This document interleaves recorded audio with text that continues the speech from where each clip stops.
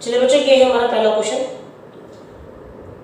निम्नलिखित संख्याओं का HCF ज्ञात करने के लिए यूक्लिड एल्गोरिथ्म का प्रयोग कीजिए। 3 पॉइंट्स है हमारा, एक एक करके हम करते जाते हैं। आप वीडियो को स्लो करके या रोक करके भी इनका सॉल्यूशन को ध्यान से देख लीजिएगा। पहला क्वेश्चन, 135 व 225। छोटी संख्या बाहर, बड़ी संख्या अंदर। 135 से कम 135, 5 में से 5 गए 0, 12 में से 3 गए 9, यहाँ पर 0। अब 90 135 से छोटा है, शेषफल आ गया, तो 90 बाहर 135 अंदर। 90 कम 90, 5, 13 में से 9 गए 4, अब 90 अंदर। 45 45 दूनी 90, शेषफल आ गया 0, काम खत्म होगा। यहाँ से देखने से आप पता लगा सकते हैं HCF क्या है। HCF है 45। ठीक है, अब इसके हमें यूक्लिड एल्गोरिथम लिखनी है, तो इसके बगल में हम इसके एल्गोरिथम लिखेंगे यूक्लिड एल्गोरिथम से। तो सबसे पहले क्या लिखेंगे, हमारे जो यूक्लिड एल्गोरिथम है क्या था हमारे पास, एक वस्तु BQ प्लस R। लिखे, ए क्या है, कोशिश है, यानी आपको तो ये ध्यान रखना है, ये A B तो अपन चेंज कर सकते हैं। देखो Q और R जो है ये हमारे टेक्निकल्स हैं। जो Q का मतलब पोषक यानी भागफल होता है, R का मतलब रिमाइंडर यानी शेषफल होता है। A B आप कुछ भी ले सकते हैं, लेकिन आपके दिमाग में, खुद के दिमाग में क्लियर होना चाहिए कि क्या कहाँ लेना है। 225 यानी ये जो हमारा भाज्य है ना, ये हमारा यहाँ पर आएगा और भाजक यहाँ जाएगा। 135 गुणा कितनी बारी पे गया था, एक बारी पे, शेषफल बचा था 90। अगली बार 135 बाहर 90 गुणा कितनी बारी पे गया, एक बारी पे गया, शेषफल आया हमारा 45। अगली बार हमारा 90 बाहर और 45 से करेंगे शेष, और भागफल था हमारा 2, शेषफल आया 2, और हमारा जो भाजक है यानी कि जो 45 है ये हमारा हो जाएगा HCF।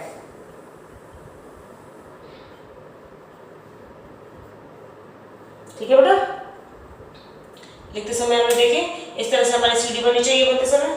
कुछ बच्चे भाग करते समय कंफ्यूज हो जाते हैं, उसको आगे दशमलव पे नहीं करना है, जितने पे नॉर्मल जा रहा है उतने पे ही इसको करना है। दूसरा चीज कि लिखते समय ध्यान रखना है कि ये जो हमारा 225 है, यानी कि जो हमारे बीच वाली जो संख्या है ये हर बार देखो हमारी, ये आपकी यहाँ रहनी चाहिए 225, 135, 90, और जो हमारा शेषफल बच रहा है वही अगली बार हमारा क्या बन जा रहा है, भाजक बन जा रहा है। ठीक है बच्चे, चलिए अगला क्वेश्चन करें। 196 व 38,220। छोटा नंबर बाहर, 38,220 करके देखेंगे। 3 संख्याएं हैं, 3 संख्याओं से करके देखेंगे। 19 19 दूनी 38, भाग करेंगे तो 6 दूनी 12। ठीक है, कैसे लिया हमने, 19 दूनी 38, 2 बारी पे जा रहा है, लेकिन जब यहाँ पे 12 से करेंगे तो इसका एक शेषफल जाएगा, तो 38 की जगह 39 हो जाएगा। तो कितने बारी पे जाएगा, ये एक बारी पे ही जाएगा बेटा, तो ये जाएगा 196। घटाएंगे, 12 में से 6 गए 6, यहाँ पे हमारा बचा 7, 17 में से 9 गए, कितने बचे 8, और 2 में से गया 1, कितना बचा, अगली संख्या उतारेंगे, उतर गया 2। अब इससे करके देखेंगे, 19 से कितने बारी पे जाएगा ये, इसको हम करके देखते हैं। 196 8 टाइम्स पे करके देखते हैं, 9 टाइम्स पे करके देखते हैं। 9 × 54, 4 हासिल 5, 9 में 81, 81 5 86, 6 हासिल का 8, 9 एकम 9 और 8 17, यानी कि 9 से चला जाएगा ये। देखिए 196 हमारे 186 जो था वो 196 से छोटा था, 1764। 12 में से 4 गए, कितने बचे 8, यहाँ से 5 आ गए, 15 में से 6 गए 9, ये आ गए 0। अगली संख्या उतरी 0। ठीक है, अब इसको करके देखते हैं। 19 पंजे 95 होते हैं, तो 5 पे जा सकता है ये। 196 को हम करके देखते हैं 5 से। 5 चिंग 30, हासिल का 3, 5 की 45 और 3 48, हासिल का 4, 5 को 5 और 4 9 गए। ठीक है, 5 बार शेष पर हमें यही मिल गया, हमें ज़्यादा कुछ करना ही नहीं पड़ा इस क्वेश्चन के अंदर। ठीक है, तो यहाँ पर इसके लिए यूक्लिड लिखेंगे हम 38,220 बराबर 196 गुणा 195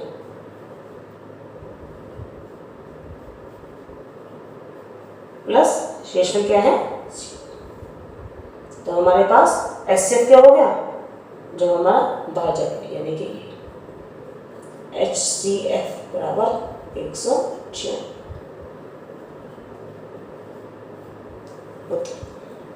वीडियो बेटा बड़ी हो सकती है। 867 व 225। ठीक इसी तरीके से करेंगे। 225 बार 867 अंदर। 225 से इसको भाग करने की कोशिश करेंगे तो 3 बार पे चला जाएगा। 22 22 44 82 66 और 22 चौक 88 बड़ा हो गया 4 पे, तो वैसे नहीं जाएगा। 3 पे ट्राई करते हैं इसको। 3 पंजे 15, हासिल का 1, 3 दूनी 6 और 1 7, 3 दूनी 6, 7 में से 5 गए तो 16 में से 7 गए, कितने बचे हमारे पास 9, 7 में 6 गए 1, छोटा आ गया, खत्म। 225 अंदर आ गया, 1 बड़े पे जाएगा 192, 5 में से 2 गए 3, 12 में से 9 गए 3, ये आ गया 0। अब 192 अंदर 33 है, कितनी बार पे जाएगा। ठीक है, 3 चिंग 18, 3 चिंग 18 तो आएगा, लेकिन यहाँ पर इससे भी करेंगे तो बड़ा हो जाएगा, तो 5 बारी पे जाएगा। 5 से 15, 5 से 15 और 1 16, 12 में से 5 गए 7, यहाँ से कितना बच रहा है 8, 8 में 6 गए 2, 27 आ गया। यहाँ कर लेते हैं इसको, 27 बाहर और अंदर चला गया 33, 27 से कम 27, कितना बचा 13 में से 7 गए 6, 27 से करेंगे 6 चौक 24, कितना बचा 3, 3 से भाग करा 6 को, 3 दूनी 6, अब गया ये पूरा पूरा। तो इसकी यूक्लिड एल्गोरिथम लिखते हैं, यहाँ लिख देती बेटा। क्या करेंगे 867 से, 867 बराबर 225 गुणा 3 प्लस 192, फिर 225 बराबर 192 गुणा 1 प्लस 33, फिर 192 बराबर 33 गुणा 5 प्लस 27, फिर 33 यहाँ जाएगा, 27 गुणा 1 प्लस 6, फिर 27 यहाँ जाएगा, फिर 6 गुणा 4 प्लस कितना बच रहा है इसके पास 3, फिर 6 इधर आ जाएगा, 3 गुणा 2 प्लस, तो किसने 0 करा है 3 ने, तो HCF हमारा आ जाएगा, ये हो गया हमारा इसका। ठीक है, दर्शाइए कि कोई भी धनात्मक विषम पूर्णांक 6q प्लस 1 या 6q प्लस 3 या 6q प्लस 5 के रूप में होता है, जहां q कोई पूर्णांक है। ठीक है बेटा, तो हम मान लेते हैं कि माना a कोई पूर्णांक है, कोई भी पूर्णांक हो सकता है ये, ठीक है, धनात्मक पूर्णांक लेंगे एक्चुअली हम। और b की जो वैल्यू है तथा b को हम क्या मान लेते हैं, इसको हम मान लेते हैं 6। b को हम 6 मानेंगे तो हमारे पास r की जो यूक्लिड एल्गोरिथम लिखेंगे इसके लिए, यूक्लिड एल्गोरिथम के लिए हमारे पास r की वैल्यू आएगी। जो r की वैल्यू है उसके लिए एक कंडीशन है, हमने पढ़ी थी कि जो r है वो 0 से बराबर होना चाहिए या उससे बड़ा होना चाहिए या b से छोटा होना चाहिए। तो b बराबर 6 के लिए r के संभावित मान 0 हो सकता है, 1 2 3 4 5, इनमें से कोई भी नंबर हो सकता है। r के मान 0 से बड़े होंगे या 0 हो सकते हैं या b से छोटे होंगे, चाहे एक छोटा है b से छोटा हो सकता है, 5 तक इसके मान हो सकते हैं। अब इसके लिए जब हम यूक्लिड एल्गोरिथम लिखते हैं बच्चे तो क्या होगा, r बराबर 0 के लिए क्या होगी, a बराबर कितना आएगा 6q, b का मान 6 है ना, 6q प्लस 0, यानी इसका मान कितना आया 6q आया। r बराबर 1 के लिए इसको हम कंडीशन 1 दे देते हैं, समीकरण 1 के लिए लिखते हैं तो हमारे पास क्या आ जाएगा, a बराबर क्या आ जाएगा बेटा 6q प्लस 1, सेकंड कंडीशन दे देते हैं इसको। फिर r बराबर 2 के लिए क्या हो जाएगा, a बराबर आ जाएगा 6q प्लस 2, इसमें से 2 कॉमन निकालते हैं तो ये बन जाएगा 3q प्लस 1, 2 कॉमन आ रहा है ना इसमें से, ये भी 2 से भाग जा रहा है, ये भी 2 से भाग जा रहा है, 2 से भाग करके 2 वहां ले लिया तो 3q प्लस 1, ये हो गया तीसरी समीकरण। अगले लेते हैं r बराबर 3, तो a का मान कितना आ जाएगा हमारे पास 6q प्लस 3, ठीक है। r बराबर 4 ले लेते हैं तो a बराबर आ गया 6q प्लस 4, 2 यहाँ पे कॉमन आ जाएगा तो यह आ जाएगा 3q प्लस 2, इसको लेते हैं 5, r का मान कितना आ रहा है 5, a बराबर, तो इसमें इसका मान आ जाएगा 6q प्लस 5, 6।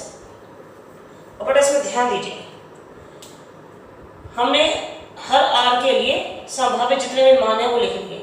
0 है इसके लिए मान आ रहा है 6q, ठीक है, 1 के लिए 6q प्लस 1, 2 के लिए 2 गुणा 3q प्लस 1, 3 के लिए 6q प्लस 1, 4 के लिए 2 गुणा 3q प्लस 3, सॉरी 2, और 5 के लिए 6q प्लस 5। यह हमारे पास एक कंडीशन दे रखी है धनात्मक विषम पूर्णांक, ठीक है। तो हम ये देख रहे हैं कंडीशन उसने धनात्मक विषम पूर्णांक की दी है, तो विषम पूर्णांक के लिए निकालेंगे तो देखो ये 6 सम संख्या है, इसके बाद में 2 गुणा, किसी भी संख्या को 2 से गुणा करेंगे, 2 के बारे में जो भी नंबर आता है वो क्या होता है हमारा सम संख्या होती है, तो ये भी सम संख्या हो गया, ये भी सम संख्या हो गया। तो यानी कि हमारे पास 1 3 और 5 ये जो 3 समीकरण है ये हमारे पास इनवैलिड है, हमारे इस कंडीशन से मैच नहीं करते हैं, ये कैसे हैं समपूर्णांक है। तो इनको अगर हम हटा देते हैं तो हमारे पास देखो बेटा क्या बन जाती है, क्या बनती है, तो इनको अगर हम लेते केवल विषम पूर्णांक के लिए हम लेते हैं तो देखो क्या बनती है हमारे पास, देखो 6q प्लस 1 मैच कर रही है हमारी, फिर 6q प्लस 3 ये मैच कर रही है हमारी, फिर 6q प्लस 5, यानी वो कहता है कि केवल विषम पूर्णांक के लिए हम लेते हैं तो हमारे पास इसी तरीके से आएंगे, तो ये हमारे पास आ गए। तो हम इसको यहाँ पर इसी तरीके से लिखेंगे, बोर्ड मेरा छोटा है तो मुझे मिटाना पड़ेगा। समीकरण 1 3 व 5 में समपूर्णांक समीकरण कौन कौन से थे, 2 और 4 और 6 के अनुसार धनात्मक विषम पूर्णांक को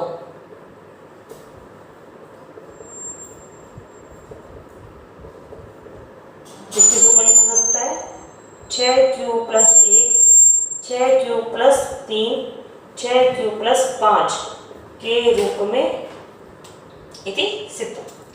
बेटा ये है आपका क्वेश्चन नंबर 3।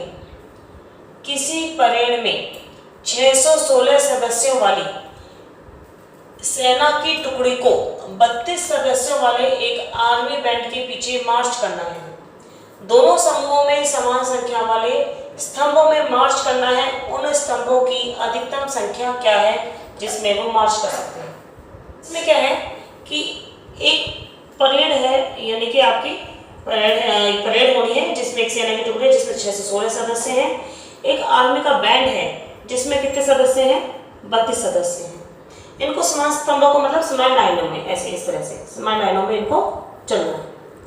तो ये क्वेश्चन ये है कि इनके ऐसे कितने लाइनें बनाई जाएं कि ये जिनके अंदर अधिकतम संख्या में मार्च करें, यानी कि हमें ऐसा नंबर ढूंढना है जिसमें ये दोनों के दोनों पूरी तरह से भाग बन जाए और सभी के सभी लाइनों में आ जाए। ठीक है, तो यानी कि अब देखो क्या कहा है इसने, अधिकतम की जब बात कर रहा है तो यहाँ पर हमें क्या निकालना है, महत्तम समापवर्तक यानी कि HCF निकालना है। यानी 616 और 32 का हमें क्या निकालना है, HCF निकालना है 616। ठीक है, 32 से कम 32 माइनस 11 में से 2 गए 9, यहाँ से 5 में से 3 गए 2, अगली संख्या उतारी 6। अब 32 से हम देखेंगे 296 कितने बारे पे जा रहा है, ये जाएगा हमारा 7 या 21, 9 या 27, 9 से कोशिश करते हैं, 9 दूनी 18, 9 से करते हैं कोशिश अपन, 9 से करा 9 दूनी 18, हासिल का 1, 9 या 27 और 1 28, 16 में से 8 गए 8 और 0 8 में से 8 गए 0 और 2 में से 2 गए 0, 8 शेष बनाया, 8 अंदर 32 बाहर, तो 8 चौक 32। HCF क्या आ गया 8 वो नंबर है जो इन दोनों को पूरा पूरा भाग कर देता है और ये क्या है, वो बड़े से बड़ा नंबर है। तो हमारे पास तो क्या आ गया, टुकड़ियों की संख्या कितनी है, स्तंभों की संख्या, तो हमारे पास उत्तर आ गया स्तंभों की संख्या क्या है, जो पूछा है वही देंगे हम आंसर में। स्तंभों की संख्या कितनी आई है 8, ये हमारा हो गया उत्तर। ठीक है, इसके लिए हमें यूक्लिड एल्गोरिथम लिखने की जरूरत नहीं है, जहां मांगेगा वहां करना है। ठीक है बेटा, चलिए अगला क्वेश्चन बेटा, ये है क्वेश्चन नंबर 4। यूक्लिड विभाजन प्रमेय का प्रयोग करके दर्शाइए कि किसी धनात्मक पूर्णांक का वर्ग किसी पूर्णांक m के लिए 3m या 3m1 + 1 के रूप का होता है। चलिए करते हैं इस क्वेश्चन को। a का पूर्णांक क्या है, a, माना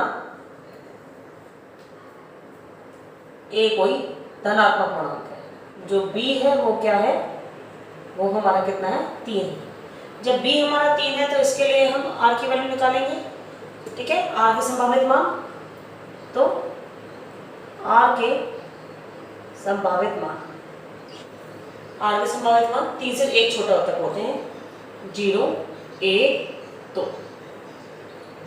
ठीक है, तो यूक्लिड एल्गोरिथम लिखते हैं हम, a = bq + r। तो सबसे पहले किसके लिख रहे हैं, r = 0 के लिए। r = 0 के लिए क्या हो जाएंगे, a बराबर हो जाएगा b की जगह हमारे पास कितना है 3 है, 3q + 0 यानी 3। अब हमें क्या करना है, इसका वर्ग करना है। तो दोनों ओर वर्ग करने पर, दोनों ओर वर्ग करेंगे, a का क्या हो जाएगा, a का वर्ग हो जाएगा और ये हो जाएगा 3 का वर्ग। 3 का वर्ग क्या होता है 9q²। इसको क्या लिख सकते हैं हम लोग को, 3 तिया 9, 3 × 3q²। तो जिसको हम क्या लिख सकते हैं 3m लिख सकते हैं, जहां हम खोल देते हैं कि m हमारा क्या है, इसको हमने m लिखा है, m बराबर क्या है 3q²। ठीक है, ये हमारी पहला समीकरण। अब हम आते हैं a का जो r था हमारा दूसरा मान है, कितना था हमारा r का संभावित दूसरा मान 1, r बराबर 1 के, r बराबर 1 के लिए चलेंगे तो हमारे पास क्या हो जाएगा, a बराबर क्या हो जाएगा 3m + 1। ठीक है, अब इसका वर्ग करेंगे, दोनों वर्ग करने पर दोनों ओर वर्ग करेंगे तो a का वर्ग बराबर 3m प्लस 1 का वर्ग। 3m प्लस 1 का वर्ग, इसे किस तरह से बोलेंगे हम, a प्लस b का होल स्क्वायर। इसके फार्मूले से बोलेंगे, क्या होता है उसका formula, a square plus 2ab plus 3 square. इसकी मदद लेंगे हम यहाँ पर, इसके हिसाब से बोलेंगे 3m का वर्ग प्लस 2 गुणा ab यानी 3m गुणा 1 प्लस 1 का वर्ग। 3 का वर्ग यानी कि 9m का वर्ग प्लस 2 तिया 6m प्लस 1। इसमें से जो हमारा 3 का गुणा निकल जाता है उसको निकाल लेते हैं। इन दोनों में से 3 का गुणा 3 बार आ जाएगा हमारे पास, तो बच्चे ये क्यों आएगा यहाँ पर, एम नहीं आएगा यहाँ पर, तो 3 हमारे पास यहाँ से हम कॉमन निकाल लेते हैं। तो ये मेरा बन जाएगा यहाँ पर 3q square plus 2q plus 1। इसको मैं लिख सकती हूँ, इसको m 3m प्लस 1 के रूप में, जहाँ m बराबर, m को बोलेंगे m क्या है, ये जो ब्रैकेट के अंदर है ये m के बराबर जाएगा, m बराबर 3q स्क्वायर प्लस 2q। अब सेकेंड वाला लेते हैं हम, r का अगला मान, r बराबर कितना है 2। इसके लिए लिखेंगे a बराबर कितना है 3q प्लस 2, दोनों वर्ग करेंगे, a स्क्वायर बराबर, वापस ये फार्मूला लगाएंगे हम यहाँ पर,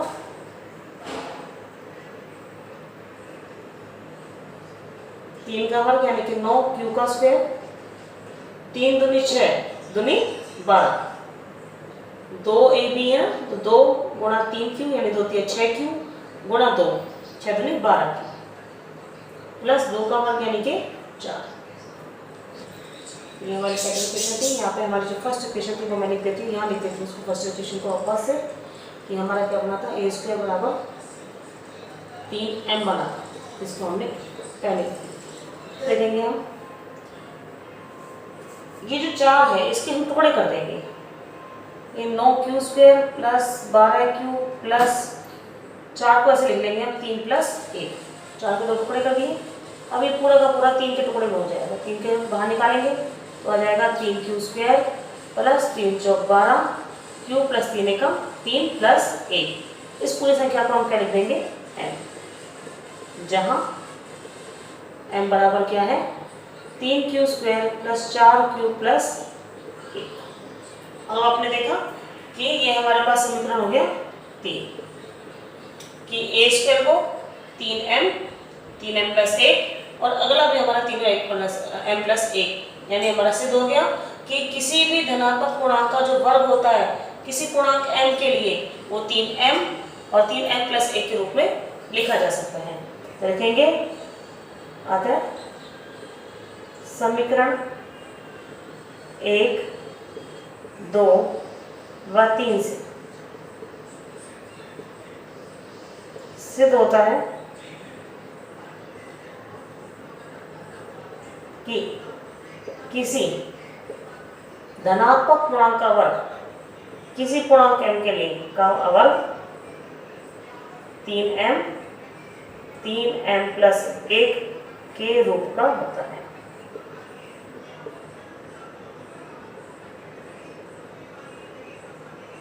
इति सिद्ध।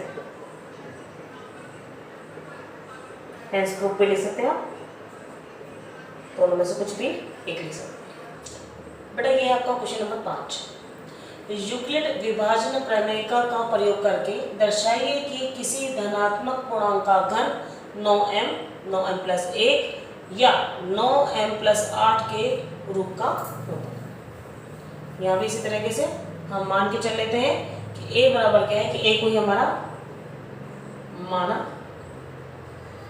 a कोई धनात्मक पूर्णांक, तो a को हम कैसे लिख सकते हैं, a बराबर 3q प्लस r, 3 के लिए लिखेंगे इसको। तो r के संभावित मान क्या होंगे, 0, 1 2, ए छोटे तक होते हैं। तो हमारे पास एक क्या मान आता है, देखो r बराबर 0 के लिए ये होता है सेमीकोलन। सेमीकोलन से लड़के इसको हमने इससे अलग हटा दिया, ठीक है।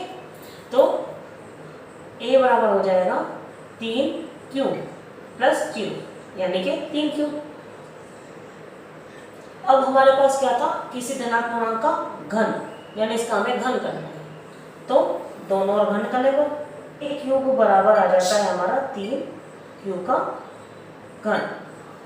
घन करेंगे तो इसका मान कितना आ जाता है, 3 3 9 3 27 क्यू। इसको कैसे लिख लेते हैं हम, 9 गुणा 3q क्यू, ठीक है। जिसमें से इसको हम क्या लिख देंगे, 9 गुणा m, ठीक है।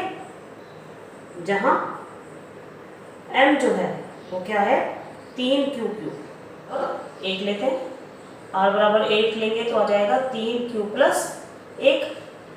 इसका भी घन करेंगे, घन करेंगे तो a³ बराबर आ जाएगा 3q प्लस 1 का घन। अब घन का हमें फार्मूला पता होना चाहिए, a प्लस b फार्मूला होता है बेटा a³ plus b³ plus 3ab a plus b, ठीक है। या फिर हम इसको ऐसे और थोड़ा मॉडिफाई करके लिख सकते हैं, a से इसको गुणा करेंगे a square plus a square b plus b a b square, यानी कि मैं इसको कर देती हूँ a square b plus 3ab 3q, यानी a का घन कितना आ जाएगा, ये 27q प्लस 1 का घन 1 प्लस 3 3 3 9 9 1 का 9, ठीक है। तो ये आ जाएगा 9, देखो बेटा 3, इसको मैं गुणा करके लिख के दिखाती हूँ आपको। 3 गुणा 3q का वर्ग है 1 प्लस 3 गुणा 3q, अब की बार अगले 1 का वर्ग। तो ये हमारे पास क्या बनेगा, 27q³ plus 1 plus 3 3 9 q square plus 3 3 9 नहीं बेटा 3 3 9 9 3 27, और ये बनेगा 3 3 9 q, ठीक है।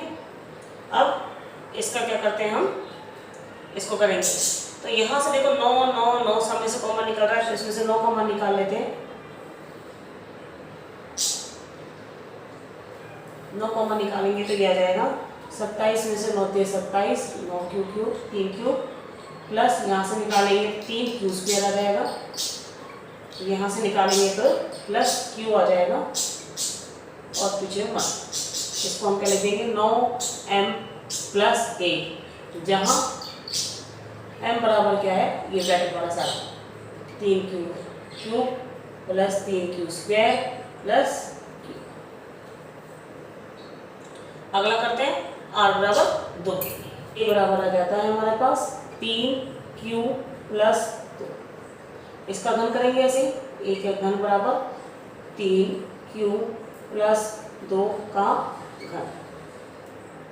घन करेंगे तो 3q का घन, चलिए ऐसे लिखते हैं, इसको ऐसे ही हल करके दिखाते हैं, प्लस 2 का घन प्लस जो बेसिक फार्मूला है वही यूज करेंगे, 3 गुणा 3q गुणा 2 और ब्रैकेट में 3q प्लस, ठीक है। इसका घन खोलेंगे तो आएगा 27q³, 2 का खोलेंगे तो आएगा 8, इसका करेंगे 3 3 9 9 दूनी 18 और इसका आ जाएगा करेंगे 18q 3q प्लस 2, एक स्टेप को ले लेंगे 27q³ plus 8 18 3 54 q square plus 18 दूनी 36q। अब यहाँ पर इन तीनों में से देखो 9 कॉमन आ जाता है, 9 कॉमन आ जाता है तो 9 निकालेंगे, ये 9 3 27q³, इसको करेंगे 9 6 54q³, ये करेंगे 9 चौक 36q प्लस 8। इस सबको m लिख सकते हैं हम, 9m प्लस 8, जहाँ m बराबर क्या है 3q³ plus 6q square plus 4, ठीक है। तो क्वेश्चन में यही था 9m, ये रहा हमारा 9m, आ गया था हमारा 9m प्लस 1, ये हमारा 9m प्लस 1 आ गया, 9m प्लस 8, ये हमारा 9m प्लस 8। तो लिख दे, आता है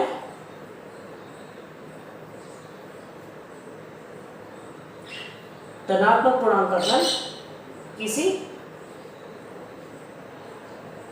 धनात्मक पूर्णांक का घन 9m प्लस 1 तथा 9m प्लस 8 के रूप का होता है। यदि सिद्ध।